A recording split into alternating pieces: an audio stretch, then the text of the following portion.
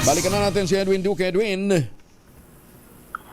May puntag Kuwing Angel, naging matagumpay sa pag-aresto ng Northern Police District sa panguna ng kalukan ng pulis ang dalawang suspect sa nasangkot sa insidente ng robbery hold-up kahapon ng hapon o umaga sa 8th Avenue sa Barangay 61 sa Caloocan.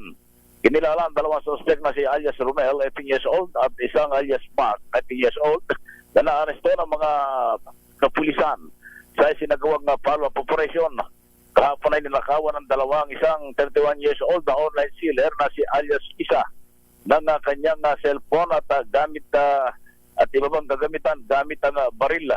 Mabilis na tumugon ang nakatalaga o mga nagpapatrolya ng pulis sa lugar, kaya naging dahilan na ganap pagdakip sa mga suspect na nabawi yung ninakaw na kagamitan. Ayon kay NPD Director si Pino Ligan, nakumpis ka rin ang mga otoridad ay isang improvised firearms na kargado ng bala at isang hand grenade.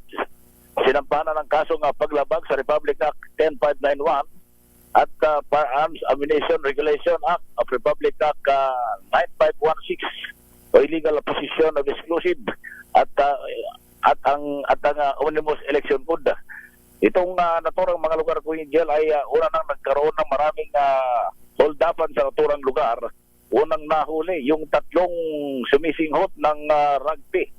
Matapos yan ay na-discover na yung gamit na motorsiklo ay ninakaw din. Matapos ang ilang buwan ay nakalaya ang mga suspect na ngayon muling umarangkada kaya muling inaresto ng kapulisan. RS-23 Edwin Duque nagulat sa DZRH, una sa Pilipinas, una sa Pilipino. Maraming salamat, Edwin.